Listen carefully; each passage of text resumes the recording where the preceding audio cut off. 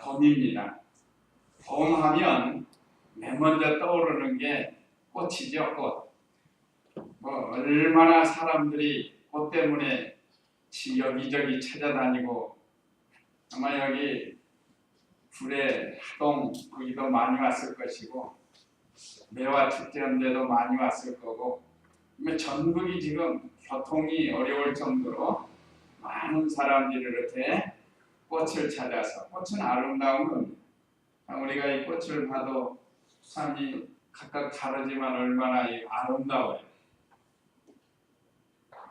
그렇기 때문에 이 봄은 사람들의 마음을 기쁘게 해주기도 합니다.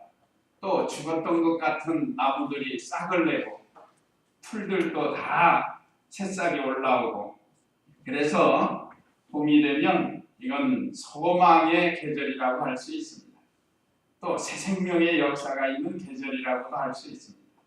그래서 농부들이 이제 소망을 가지고 이제 그동안 겨울 내내 묵혔던 이 논밭을 갈아엎고 거기에 이제 씨를 뿌리고 또 작물들을 심게 됩니다. 이거 왜 사람들이 봄이면 이렇게 씨를 뿌리고 여러 작물들을 이렇게 심을까? 목적은 가을에 거두려고 하는 거 아니에요? 가을에 잘 거둬서 또 겨울에, 지금은 시대가 많이 변했어요. 이 성경치료 갈 때만 해도 지금부터 2000년 다 됐잖아요. 이 2000년 전이니까 그때만 해도 우리나라를 생각해봐도 지금부터 500년 전 뭐가 있겠어요? 트랙터가 있겠어요? 자동차가 있겠어요? 무슨 공장이 있어요? 대부분 다 가축이나 농사일로 생활을 했다. 그러니까 이 농사 짓는 사람들이 봄에 뿌리지 않으면 가을에 거둘 수가 없어요.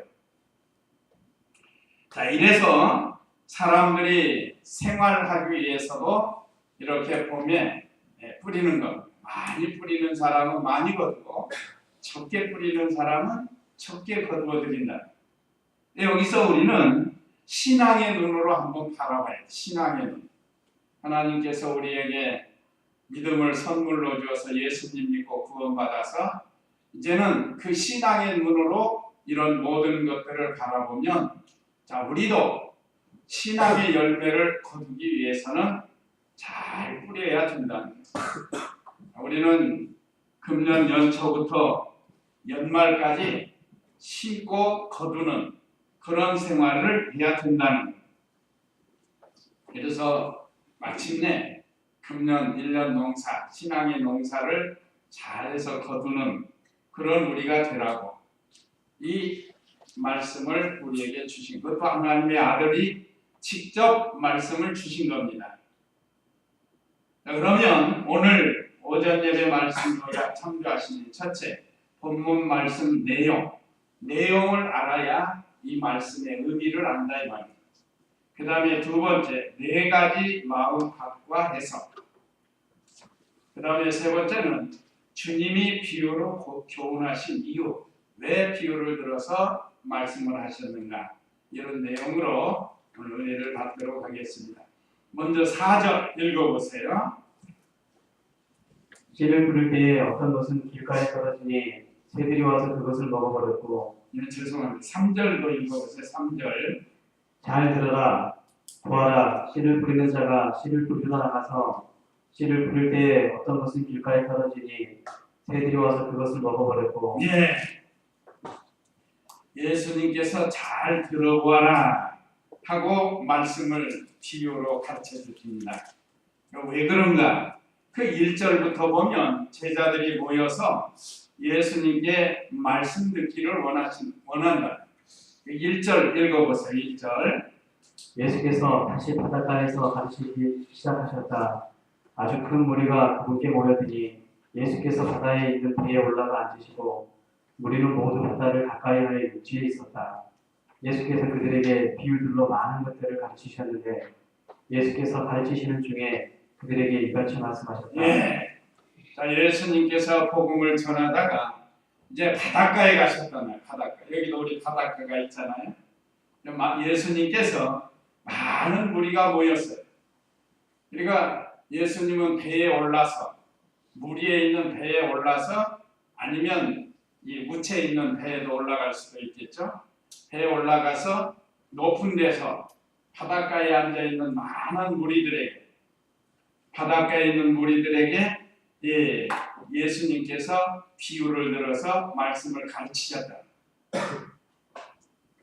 비유를 들어서 말씀 교훈하시는 것은 이따 10절 이하에서 다시 배우기로 하고 이 2절에 예수께서 그들에게 비유들로 많은 것들을 가르치셨는데 예수께서 가르치시는 중에 그들에게 이같이 말씀하셨다. 예수님이 비유를 들어서 가르친 말씀이 참 많아요. 왜 비유를 들어서 말씀하셨는가? 그건 나중에 하기로 하고 오늘 여기 먼저 본문에 보면 씨를 뿌리는 자. 오늘 우리 주일 오전 예배 말씀 요약을 보시면 본문 말씀 내용을 보면 씨를 뿌리는 자가 나오죠. 그건 예수님과 성도들이에요. 예수님이 씨를 뿌리셨고 우리들도 그 말씀을 받아서 말씀의 씨를 뿌립니다. 씨는 하나님의 말씀이에요. 다시 말하면 예수님께서 말씀의 씨를 뿌렸고 그걸 제자들이 받아서 또 뿌렸단 말이에요. 그래서 씨 뿌리는 자는 예수님과 성도들이에요. 씨는 하나님의 말씀이고 같은 사람의 마음을 가르친다고 했습니다. 자, 이 본문 내용을 우리가 이같이 알아야 예수님께서 씨 뿌리는 비유를 통해서 우리에게 교훈을 주시는구나. 그걸 알 수가 있어요. 그러니까 밭은 마음밭을 가르치는 거예요. 마음밭. 그런데 밭이 4가지 종류가 있습니다. 밭. 4가지 종류. 그래서 오늘 첫째, 아까 읽으신 대로 잘 들어보아라. 씨를 뿌리는 자가 씨를 뿌리러 나가서 말씀드린 대로 씨를 뿌리는 자는 원래 예수님과 성도들이에요. 그러니까 비유니까 씨를 뿌리러 나가서 했으니까 씨는 하나님의 말씀이에요. 그래서 4절에 씨를 뿌릴 때에 어떤 것은 길가에 떨어지니 새들이 와서 그것을 먹어버렸고, 첫째, 길가에 뿌려진 씨. 길가와 같은 곳에 떨어진 씨. 씨는 하나님의 말씀인데 씨를 뿌릴 때 길가에 떨어지는 게 있단 말이에요. 그러면 길가는 무엇을 가리키는가? 이제 15절에서 해석을 하십니다. 15절 읽어보세요. 15절. 길가에 뿌려진 것들은 이런 자들이니 그들의 말씀을 들을 때 즉시 사탄이 와서 그들에게 뿌려진 그 말씀을 빼앗아간다. 예. 여기 오늘 주보에는 길가, 말씀을 받지 않는 자라고 했습니다. 길가와 같은 마음 같은 말씀을 받지 않는 자예요. 하나님의 말씀을 들었지만 또는 하나님의 말씀을 받았지만 마음이 마치 길가와 같이 딱딱하다는 완고한 것을 가리켜 완고. 그래서 지금도 우리 성도님들 나가서 전도하다 보면 어떤 사람은 들어요. 그렇습니까? 참 좋네요. 그러면서 실제로 옥토와 같이 돼서 받는 사람이 있어요. 근데 여기 오늘 첫 번째 마음밭은 길가와 같은 마음을 가진 사람이라 이 말이에요. 그래서 씨를 뿌렸는데 길가니까 이게 뿌리를 내릴 수가 없어요. 그래서 새들이 와서 먹어버리는 거예요. 여기 그랬죠. 새들이 와서 길가에 뿌려진 것들은 이런 자들이니 그들이 말씀을 들을 때 즉시 사탄이 와서 그들에게 뿌려진 그 말씀을 빼앗아간다. 이건 받아들이지 않는다는 거예요. 마음이 완고해가지고. 새들이 와서 먹었다는 거예요. 새들이 바로 이 사탄이라는 거예요. 사탄. 네가 사탄이 복음을 전해서 어떤 사람들은 믿지 못하게 이렇게 부정하게 만든다. 부정. 제가 이번 금요일날 우리 화단에 씨를 좀 뿌려봤어요. 뿌렸는데 그 이튿날 이제 산에 갔다 와서 이렇게 내려다 보니까 장난한 개미들이 말이에요. 내가 뿌린 씨를 다 물고 가. 그게 상추씨 뿌렸거든요. 그게 가벼워요. 그게 마치 날개 달린 것처럼 이렇게 생겼는데 그걸 물고 열심히 자기 집으로 끌고 들어가는 거예요. 그게 왜 그런가? 크게 이렇게 묻힌 것은 그 개미가 파헤치지를 못해가지고 그거 가져가는 게 아니고 바깥에 떨어진 거. 바깥에 떨어진 거를 개미가 와서 그걸 물고 가더라고요. 그래서 제가 이 말씀을 준비하면서도 느낀 거고, 어쨌든 이렇게 길가 바깥에 떨어진 것은 새들이 와서 먹어요. 또 그 다른 씨들은 새들이 와서 먹어요, 실제로. 그래서 산에 가보면 그 수많은 씨들, 별의별 씨가 많이 떨어져요. 솔방울 씨로부터 시작해서 많은 나무의 씨들이 떨어집니다. 그 우리 눈에는 안 보여요. 근데 새들은 어떻게 알고 그거 가서 찾아서 그걸 쪼아서 먹는지 몰라요. 눈도 밝아요. 우리는 그게 그 산에 이렇게 뚝 떨어지면요, 이게 나무 껍질인지 뭔지 흙인지 도대체 우리는 찾을 수가 없어요. 그런데 새들은 그걸 찾아본 거예요. 하나님이 그렇게 만드신 거예요. 새들은 눈이 밝아야 작은 씨들을 먹을 수 있으니까 하나님께서 그것도 살게 하려고 눈을 아마 우리 사람보다 몇십 배 밝게 해가지고 그걸 볼 수 있게 한다. 물론 개미 같은 것은 무슨 이 눈이 있는 건 아니고 그것은 무슨 후각이나 아는 무슨 뭐 더듬이나 이런 거 가지고 먹을 걸 찾아서 끌고 간다는 거예요. 또 땅을 봤더니 속에서 군뱅이가 많이 나왔어요. 한 10여 마리 제가 본 것 같아요. 그때 개미들이 또 그걸 끌고 들어가는 거예요. 막 끌고 들어가요, 자기 집으로. 참 그걸 봤습니다. 자, 하나님께서 이렇게 자연이 다 서로 합리적으로 살 수 있도록 만들어 놓은 거예요. 그래서 오늘 이 자연을 통해서 우리에게 주는 이 진리, 이 봄에 우리가 씨를 뿌리는데 이렇게 하나님의 말씀을 던지면 길가와 같은 마음밭을 가진 사람은 완고하기 때문에 이걸 받아들이잖아요. 그렇기 때문에 새가 와서 물어간다.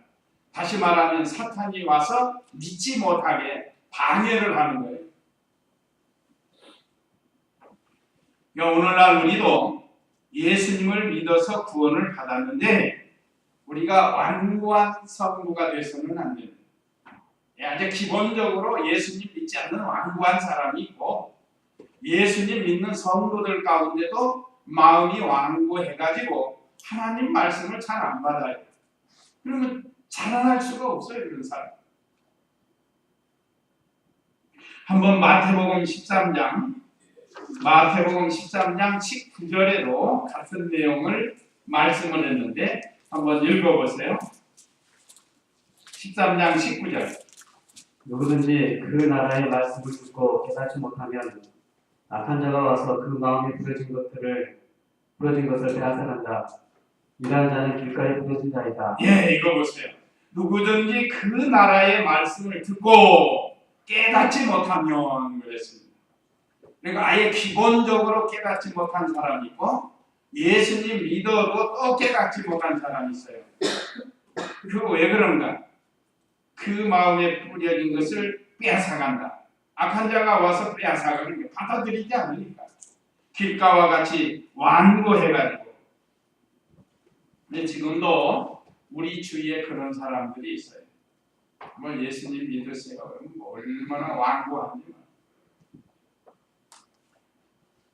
그래서 예수님께서 첫 번째 길가와 같은 마음밭을 들어서 말씀하셨는데 이것은 하나님의 말씀을 받지 않는 자다. 그래서 사탄이 악한 자가 와서 그것을 가져간다. 그러니까 받아들이지 않는다. 그 다음에 두 번째 5절 6절 읽어보세요. 5절 6절. 다른 것은 흙이 많지 않은 돌밭에 떨어지니 흙이 깊지 않으므로 금방 싹이 났으나 해가 뜨자 그것들이 타버리고 뿌리가 없으므로 말라버렸다. 예, 두 번째는 돌짝밭과 같은 마음, 돌짝밭과 같은 마음도 있어요. 이건 사람은 말씀을 포기한 자라고 했습니다. 말씀을 포기한 자. 자, 씨를 뿌렸는데 돌짝밭에 떨어지면 흙이 아니니까 거기서 뿌리를 내리지 못해. 뿌리를 내리지 못한다고. 그래서 하나 그대로 말라서 비틀어져 버려요. 처음에 뿌릴 때는 그게 신명이 있지만 그걸 받아들이지 않으니까 없는 것과 같이 들고 마는 겁니다. 자, 이 사람은 흙이 얇아가지고 뿌리를 내리지를 못하는 거예요. 그러나 해가 떠가지고 날이 더우면 이게 타버리고 뿌리가 없으므로 말라버려요. 뿌리를 내려야 되는데 그 화단 정리하다 보니까 우리 집사님이 상추 작년에 심었던 상추 씨가 떨어져 가지고 지금 기본적으로 많이 자라난 게 있어요. 그게 일종의 우리가 그 여기 가서 모종을 사다가 심는 거와 같은 거예요. 그 제법 컸었어요. 그러니까 그걸 이모 옮겨 심었다면 옮겨 심어요. 근데 뿌리가 잘 내렸어요. 뿌리가 잘 내렸기 때문에 그건 그렇게 새롭게 상추가 이렇게 자라나고 있습니다. 우리가 돌짝밭은 하나님의 말씀을 받을 때 참 좋다. 어쩌면 이렇게 좋은 말씀이냐. 세상에서 들어보지 못한 말씀이라고 일시적으로 받아들인단 말이에요. 기뻐해요.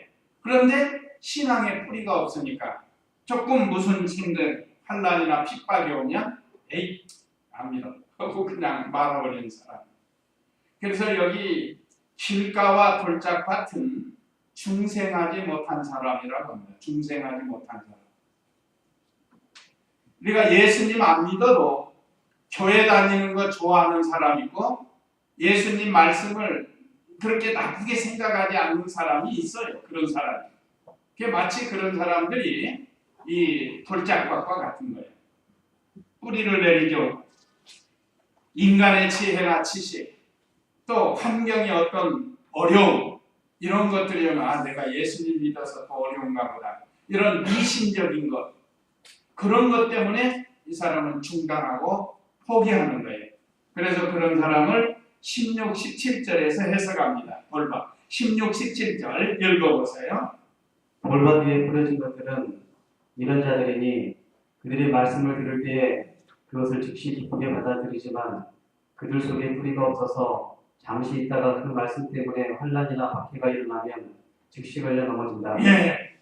자, 우리가 신앙생활 하다가 그런 사람들 보죠.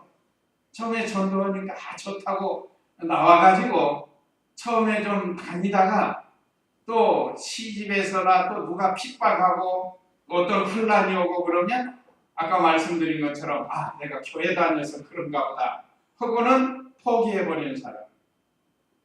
이건 중생하지 못한 사람. 중생한 사람은요, 아무리 어려워도 힘들어도 마침내 극복하는 거예요. 오늘 저와 우리 성도님들은 말씀과 성령으로 중생했기 때문에 참 우리가 같이 신앙생활 하다 보면 참 여러 가지 어려움들이 있어요. 그렇지만 끝까지 참고 주님의 말씀을 순종해 나간다.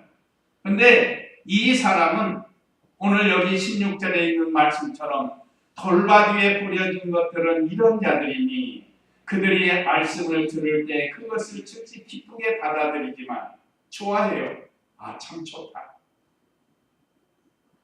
그런데 그들 속에 뿌리가 없어서 잠시 있다가 그 말씀 때문에 환난이나 박해가 일어나면 즉시 걸려 넘어진다. 말씀을 자꾸 지키려고 하다 보니까 어려운 때가 온단 말이에요. 그럴 때 포기하고 말아버리는 거예요. 그냥 중생하지 못해서 그런 겁니다. 중생한 성도는 아무리 힘들어도 그걸 극복하고 이겨나가게 돼 있습니다. 또 예수님 믿고 중생했다 할지라도 믿음이 연약하면 마치 이 돌짝밭과 같은 그런 신앙생활을 할 수밖에 없어요. 우리는 그런 성도가 되지 말라는 거예요. 그 다음에 세 번째는 7절 읽어보세요. 7절. 또 다른 것은 가시덤불 속에 떨어지니 가시덤불이 자라서 그것의 기운을 막았으므로 그것이 열매를 맺지 못하였다. 예. 오늘 여기 세 번째는 가시밭과 같은 마음밭이라. 자, 또 다른 것은 가시덤불 속에 떨어지니 가시덤불이 자라서 그것의 기운을 막았으므로 그것이 열매를 맺지 못하였다. 그것에 대한 해석 18절 19절을 읽어보세요. 또 다른 일은 가시덤불에 부러진 자들이니 이들은 말씀을 듣기는 하지만 세상의 염려와 재물의 유혹과 그 밖의 것들에 대한 욕심이 들어와 말씀을 억눌러서 열매를 맺지 못하게 된다. 예, 여기 열매를 맺지 못하게 된다. 아까 이 길가와 돌짝밭은 아예 뿌리를 내리지 못하고 신앙생활을 자만할 수도 없지만 여기 이 가시덤불에 떨어진 사람, 그건 뿌리를 내리고 싹이 나오긴 나와요. 그런데 마치 가시덤불과 같은 세상의 염려, 재물의 유혹, 그 밖의 것들에 대한 욕심, 세 가지. 염려, 재물의 유혹, 그 다음에 욕심, 이런 것들 때문에 믿음 생활을 바로 하지 못하는 것을 가르칩니다. 오늘날 우리가 이런 자리에 있을 때가 많아요. 우리가 하나님 은혜로 예수님 믿고 우리 죽었던 영이 말씀과 성령으로 거듭나서 하나님의 자녀가 됐습니다. 그런데 믿음 생활하면서 어떤 때는 잘 자라나요. 어떤 때는 막 그냥 쭉쭉 잘 자라난다고. 하나님 은혜 감사하면서 순종을 잘해서 자라나요. 그런데 어떤 때 또 이게 중단이 되는가? 아까 여기 말씀드린 것처럼 세상의 염려 때문에, 세상의 염려 때문에 신앙생활을 바로 하지 못한다는 거예요. 또 물질 때문에 그래요. 물질, 재물. 하나님 섬기는 것보다 재물이 우선이다. 또 욕심이 있다고 그랬습니다. 욕심 속에는 다 들어가죠. 욕심이 세 가지로 우리가 배우는데 욕심, 물질에 대한 무력, 그 다음에 정력, 이성에 대한, 그 다음에 명예 영광심. 요즘 사람들 많이 명예 영광을 좋아해요. 어떤 사람들은 돈을 많이 벌어가지고 그 다음 단계가 뭔가 명예 영광을 얻기 위해서 그 돈을 쓰는 거예요. 그래서 이 믿음 생활하는 성도들 가운데 이것 때문에 자라나지도 못하고 열매를 맺지 못해요. 여기 열매는 신앙의 열매를 가르칩니다. 자, 19절 다시 보면 세상의 염려와 재물의 유혹과 그 밖의 것들에 대한 욕심이 들어와 말씀을 억눌러서 열매를 맺지 못하게 된다. 이래서는 안 되는데 하나님 말씀이 이렇게 하지 말라고 했는데 하면서도 그 세상 것 때문에 억눌려가지고 자라나지도 못하고 열매를 맺지 못한다는 거예요. 자, 농부는 하나님이십니다. 하나님이 우리의 농부신데 우리가 이 땅에서 믿음을 잘 지켜서 좋은 열매를 맺어야 하나님이 기뻐 받으시는 거죠. 농부 대신 하나님이 기뻐하시는 겁니다. 그런데 이 세상 것 욕심 때문에 자라나지도 못하고 열매를 맺지 못하는 거예요. 자, 우리가 신앙생활하는 모든 것은 하나님 앞에 열매입니다. 자, 주일 지키는 것도 하나님께 기도하는 것, 새벽 예배, 수요 예배, 봉사하는 것, 주님의 이름으로 봉사하는 게 모두가 다 열매예요. 하나님께 다 열매로 드려지는 겁니다. 그런데 우리가 이런 가시밭과 같은 가시밭에 심겨진 씨와 같이 자라나지도 못하고 열매를 맺지 못하면 이제 이 다음에 주님 앞에 가서 내놓을 게 없죠. 칭찬받지도 못하고. 그래서 우리는 이런 성도가 되지 말라는 거예요. 우리의 신앙의 기운이 가시에 다 빼앗기면 안 돼요. 세상에 다 빼앗기지 말라는 거예요. 인정선, 물질선, 생명선도 있습니다. 우리가 넘어야 할 게 세 가지가 있죠. 첫째는 물질선. 사람이 물질 때문에 믿음 생활을 못하는 사람 많아요. 어떤 사람은 물질을 초월했는데 그 다음에 인정 때문에 또 믿음 생활을 못하는 사람이 있어요. 그 다음에 한 계단 더 올라가서 생명, 죽인다고 하면 믿음 생활 못하는 사람이 있다. 그래서 우리는 참 하나님께서 독생자 참 귀한 보배로운 피를 흘려서 우리를 구속해 주셨고 부활의 생명을 우리에게 주어서 하나님의 거룩한 자녀가 됐으니까 우리는 이런 생활하지 말라는 거예요. 자, 그 다음에 마지막 좋은 밥과 같은 마음. 8절 읽어보세요. 8절. 그러나 다른 것들은 좋은 땅에 떨어져서 싹이 나고 자라나 열매를 맺었으니 어떤 것은 30배, 어떤 것은 60배, 어떤 것은 100배를 맺었다. 예, 우리가 읽기만 해도 좋죠? 여기는 읽기만 해도 좋은 겁니다. 여기는 오늘 본문에 그러나 다른 것들은 좋은 땅에 떨어져서 그랬습니다. 좋은 땅. 다른 성경에서 옥토라고 하죠. 옥토라고 합니다. 옥토. 좋은 땅을 가르쳐요.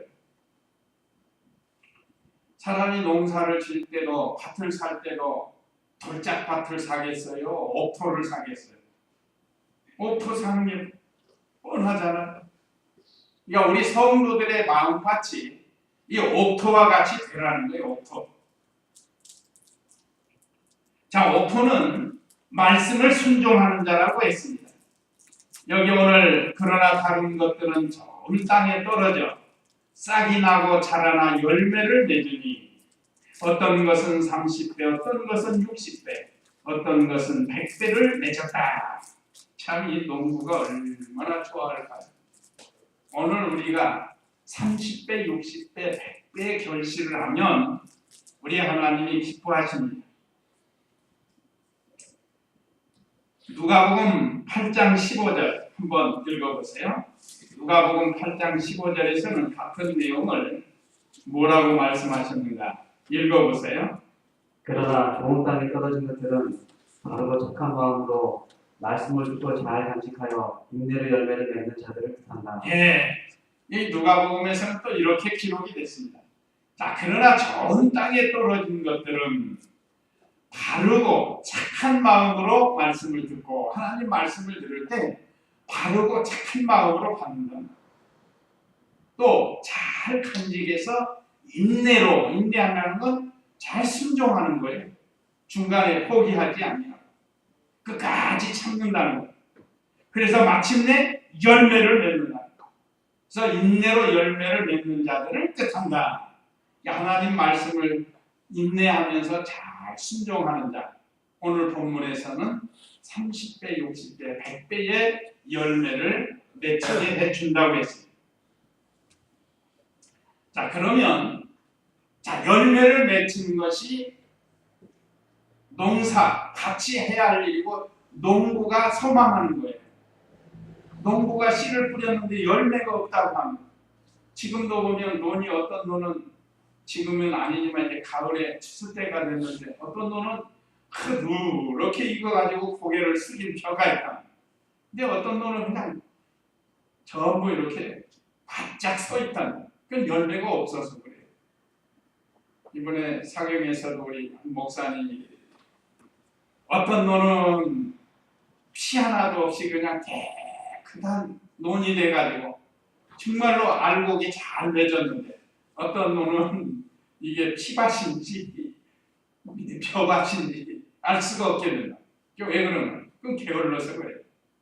포천에 있을 때도 그 이렇게 새벽 예배 마치고 교인들 이렇게 모셔다 드리러 가면 자꾸 어두거든요. 요즘은 이제 환해지는데 겨울쯤 되면 좀 어두거든요.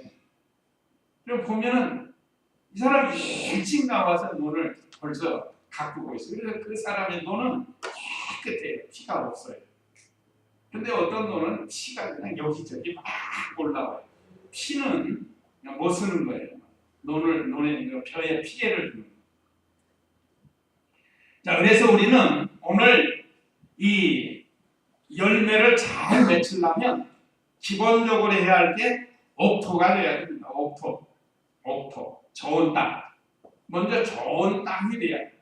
좋은 땅은 부드럽습니다. 그래서 이번에 1년 지나고 나니까 우리 하단도 자꾸 이렇게 비에 눌려서 마르고 또 젖고 마르고 하다 보니까 자꾸 단단해지는 거예요, 땅이.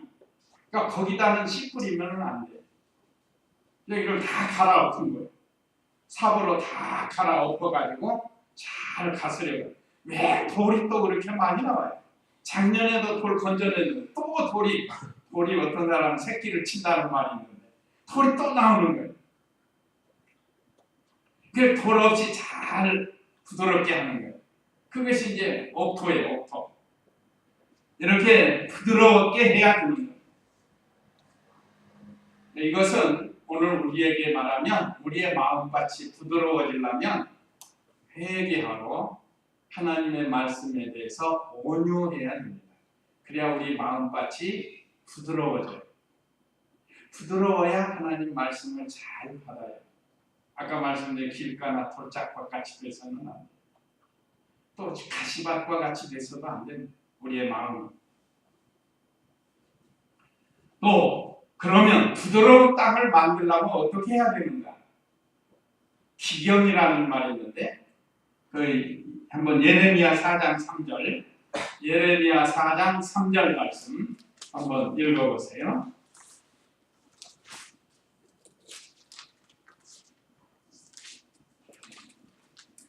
4장 3절 참으로 여호와께서 유다와 예루살렘 사람들에게 이같이 말씀하셨다. 너희를 위해 묵은 땅을 갈아라. 그리고 가시덤불에 씨를 뿌리지 마라. 예, 여기 예레미야를 통해서도 우리에게 주셨습니다. 구역을 볼까요? 구역에 보면 나 여호와가 유다와 예루살렘 사람에게 이같이 이르노라. 너희 묵은 땅을 갈고 간다는 말이 기경한다는 말인데 가시덤불 속에 파종하지 말라. 뿌리지 말라는 거예요. 씨를. 오늘 우리 바른 성경에는 참으로 여호와께서 유다와 예루살렘 사람들에게 이같이 말씀하셨다. 너희를 위해 묵은 땅을 갈아라. 그리고 가시덤불에 씨를 뿌리지 마라. 갈아엎어야 됩니다. 그래야 부드러운 땅이 됩니다. 기경해야 된다. 이거는 완고한 고집을 버리는 것을 가르쳐요. 회개하고 온유한 사람이 되어서 그 완고한 고집, 자기 생각 그것을 버려야 부드러운 땅이 되는 것, 부드러운 마음이 되는 것. 그래서 하나님의 말씀을 잘 받을 수 있다는 것. 그 다음에는 그 땅에 이제 비료를 줘야 돼요. 비료를 주어서 그 땅에 영양분을 주어서 자라나게 하는 겁니다. 비료는 생명의 말씀.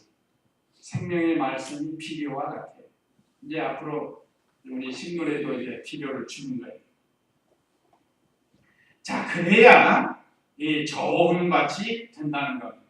오늘 저와 우리 성도님들 혹시 어떤 부분에서 우리가 이렇게 부드럽지 못하고 완고하고 또 딱딱하고 그런 상태였으면 우리가 하나님의 말씀을 듣고 회개하고 부드러운 땅이 되어서 하나님의 말씀을 잘 받아서 30배, 60배, 100배의 결실을 할 수 있는 그런 우리 되라는 그 20절 보세요. 20절 좋은 땅이 부러진 것들은 이런 자들이니 그들은 말씀을 듣고 받아들여서 어떤 이는 30배, 어떤 이는 60배, 어떤 이는 100배의 열매를 맺는다.